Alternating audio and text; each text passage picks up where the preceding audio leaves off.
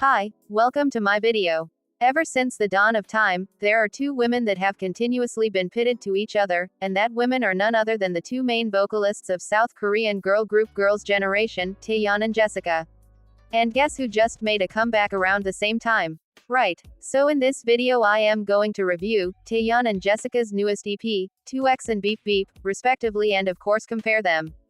As you all probably know, with SNSD no longer releasing album every year since half of the group is no longer under SM Entertainment, Taeyeon, as the most popular member, got the most push as a soloist and became one of the most popular female soloists in South Korea right now.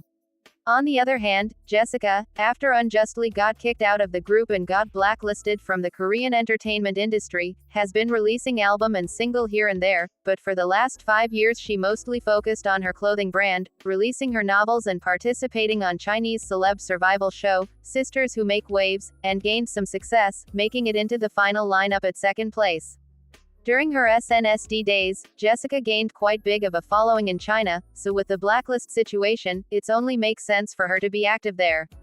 But not now, after 6 years since her last album and 4 years since her non-original soundtrack single, she's finally making a comeback. So I think it's going to be interesting to compare the two albums. They both came from the same group, ended up with a very different career trajectory, but what about their music? Is it going to be different too? First of all, let's talk about the teaser for a bit. Jessica's teaser is pretty. It's more of a generic K-pop teaser, you know, very cutesy, very bright, very Barbie type. It fits her, I mean she's the OG K-pop Barbie. And this is actually her first album with this kind of concept, I think. Not much different from her personal style. Most of her look from the past eras have always been very feminine, but this is the first time she leaned onto this doll-like look, so that's refreshing. On the other hand, Taeyeon's teaser leaned to more gloomy and moody look. And instead of just being a regular teaser, it has some kind of storytelling going on. From the timetable to the highlight clip, we could tell that this album is going to be all about breakup, which is not surprising if you all familiar with Taeyeon's brand. She already released a few music videos with breakup as the main theme. I feel like being paired up with male models or collaborator had become a regular theme in Taeyeon's music video. We've seen it in 1111, with Dean in Starlight, Fine, Can't Control Myself, and more. But for this album, the male model is also a part of the promotional teaser pic. Some of the teasers look a little similar to some of her past music videos. I don't know if this is intentional, but I think that's interesting. Though I like the way they presented the teaser and how concept-heavy it is, the ex-boyfriend theme felt a little bit played out since she already did that multiple times before.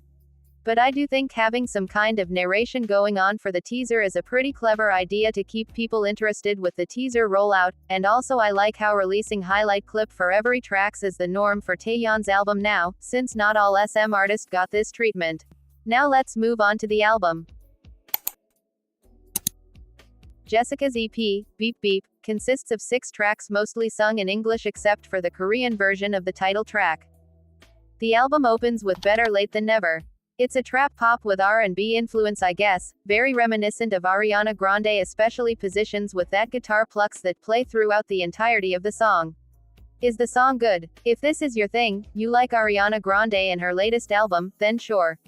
But as I said before, to me, trap beat in a pop song is only good when paired with slower and luscious sounding instrumental, and I can't find it in this song. I do like the guitar plucks though, sounds so 90s. Also the vocals are really nice. I know some of the bitter Sowon out there would lie and say that she can't sing anymore. I know nothing about vocal support or whatever the vocal ranking people talks about, but she sounds good to me, like that's a singer, don't lie on her face. Beep Beep is the second track and also the title track of this album. My first thought when I listened to this song is, why is she doing a Doja Cat sound in 2023? And then she did the talk rap on the second verse like, okay, I've seen this before, wait. Anyway, it's an enjoyable song, definitely better than some of her previous title tracks, Wonderland and Fly. It actually reminds me to another Say So / Kiss Me More influenced K-pop song that was also released this year, Puzzlin' from Queendom Puzzle, which is nice cause that song is one of the best song that came out of that show.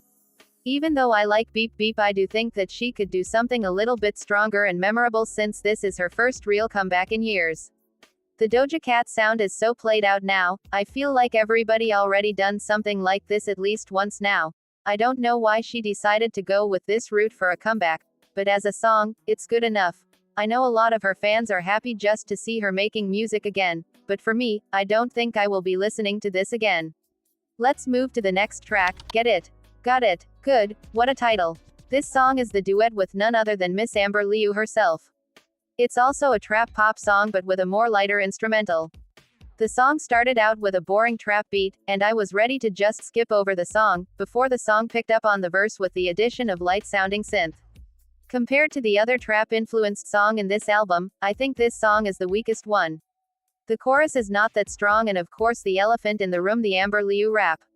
It's not that bad actually, except for that part when she said come from, yeah she lost me there. Amber also got some singing part, though I don't feel like her feature adds anything to the song. Oh, and I have to mention that part when Jessica busted her lungs on the climax, it kinda came out of nowhere but at least it makes this bland-ass song more memorable. Ever since she released the album preview, I know Best Summer is going to be the standout track of the album, and I was right. It's also a trap-influenced R&B song, seems like this is the main sound of the album, but I do like this one. When I said if you want to do trap you need to go slower and with more rich-sounding instrumental, this is what I meant. Sure there are better trap-influenced song out there, but in this album this song is easily her best attempt on using trap beat on her song, and it's also the best track on the album. Set Me Free is does Jessica's team stuck in 2015 or something? Why is all of her songs sound so outdated? Especially this one. I get it, you don't have to follow the trend, whatever, but this song literally came straight from the EDM playlist from 2015, like I Have No Words, definitely my least favorite on the album. The album closes with the Korean version of Beep Beep. I don't know if I am too used on listening to K-pop song, but I think the Korean version is better than the English version, especially with Jessica's cutesy very feminine voice. I think it fits K-pop song better than English song. To summarize, I think the album is very well made, very clean production, the mixing is good, for the most part it's very cohesive except for Set Me Free. Though I would say that most of the song felt quite outdated, especially Set Me Free. Again, why is this song made it to the album on the first place? I noticed that Dreamcatcher also have a song like this on their most recent album. Hopefully this is not going to be the next K-pop trend cause it's horrible. Most of the other tracks have trap influence, very Ariana Grande. And as I said, not really my thing, but funnily enough, the only track that I could see myself coming back as one of the trap-influenced song, Best Summer. Overall, quite disappointing for a comeback album in 6 years, but it's an average K-pop album if we ignore the circumstances. Now, let's move to Taeyeon's. Going into this album, I do have some expectations since I think Taeyeon's discography is pretty solid. Though I have to say I haven't been a fan of her title tracks for the past 3 comebacks, still the albums are usually quite good. This album though, let's look at each of the tracks first. The album opens with the title track 2X. SM described it as an R&B song with sensuous guitar riff and rhythmic melody. So basically an acoustic guitar R&B song. To me this kind of song is always a hit or miss. Back in the day I would definitely just skip this kind of song, but nowadays I somehow grew fond to some song with this kind of sound. Not this song though, it's so boring, oh my god. I remember thinking What Do I Call You was boring, this one is even worse. The production is pretty minimalistic and so does the melody, everything about it is just so one note. I was hoping for some vocal moment to save the song but there was barely any of it. Maybe if you are into this kind of song you'd like it because it's still a really well-made song, but definitely not for me. Melt Away is the standout track on the album. And yes, for some reason this track also reminds me to Ariana Grande Positions, obviously, because of the guitar plucks and the trap beat, also the busy cricket-like sound on the background. But I would say she managed to make this song sounds more interesting, mainly with the vocals, especially the runs on the chorus. Also the somewhat lo-fi sounding trumpet sound really adds some nice old-timey feel and richness to the instrumental. In contrast to her rather monotonous delivery in the title track, Taeyeon belted her way out of this song and it was loud as hell. Still, I quite enjoyed it. Moving on to the third track, Burn It Down is a pop ballad with guitar riff. It seems like guitar sound to Taeyeon is like trap beat to Jessica, it's literally in every single song on this album. A little bit different from the first 2 songs, Burn It Down is a pop-heavy song. As soon as the song started, I immediately got reminded to that one Chainsmokers song, well, the plagiarized K-pop version by Chanyeol and Punch. Though the intro left a bad impression on me, the song turns out to be better than what I expected. It's not mind-blowingly good or even good at all, but it's pretty enjoyable and easy to get through. Bonus point for the vocal layering that played throughout the second chorus to the last chorus, that was beautiful. Nightmare is once again a song accompanied by acoustic guitar.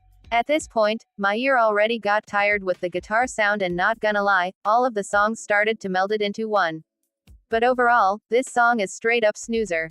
SM describes it as a simple acoustic guitar pop ballad, which is just a long way to describe the most boring type of ballad. Aside from the minimal production, nothing really stands out from the vocal performance either, so yeah, definitely a skip for me. Changing it up a little, All for Nothing is a slow ballad accompanied by piano. I personally always prefer a piano-driven ballad compared to the guitar one for some reason, and this song is no exception. The song started out quite stripped down before it picked up on the chorus, but for the most part the production and vocal arrangement is still very minimal until the big last chorus, but it ended pretty abruptly without any vocal moment from Taeyeon, who mostly sing in a softer and breathy vocal. It is a snoozer ballad if I have to be honest, but at least it's the pretty one. If Jessica closed her album with the only Korean song on her album, Taeyeon did the opposite and closed her album with the only English song on her album, Fabulous. SM described Fabulous as an R&B song with majestic string line and trumpet sound, though to be honest I can't really hear any sort of trumpet sound in this song. The hook on this song is somewhat atmospheric, with some vocal processing and lo-fi sounding strings play throughout the chorus, but she repeated that hook 4 times throughout the song and it felt a little repetitive. I don't really have a strong opinion about the song though, but it's quite interesting at least.